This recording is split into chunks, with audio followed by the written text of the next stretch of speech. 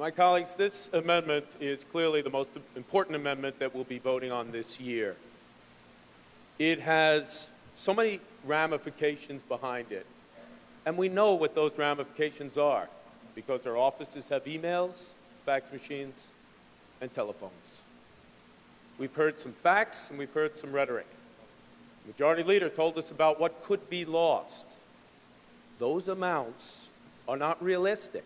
It is not realistic that we would lose that much money. And I don't believe that argument gets to the heart of what we're deciding. Because what we're deciding is whether or not we on both sides of the aisle and throughout this state want to listen to the will of the people. The will of the people is very, very clear. They want their children protected. They want an end to the over-testing and the outrageous situation that their kids have been put in. They want an end to data mining that takes away the privacy of their children and could hurt them in the short term and the long term.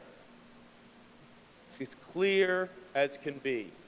Mr. Rah worked very hard on this legislation for a long time. We all went to those programs and those hearings to listen to the public, and we understand their needs. All of us do.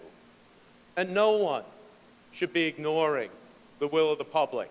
Parents, teachers, PTA members, superintendents, they've made their position very clear and they've given us great suggestions. And now is the time with this vote to act on what they've asked us to do. Now is the time to show that we're with the people, that we're against the way this was rolled out. Whether Common Core curriculum is the right thing to do or not is another question. That's not what we're voting on.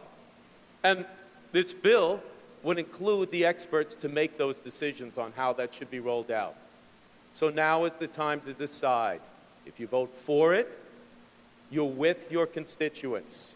You care about good teachers. You care about children and their needs. If you vote against it, you clearly do not care. Those are strong words. And it's not meant to point the finger in anyone's face. But we all know what we've heard from the public.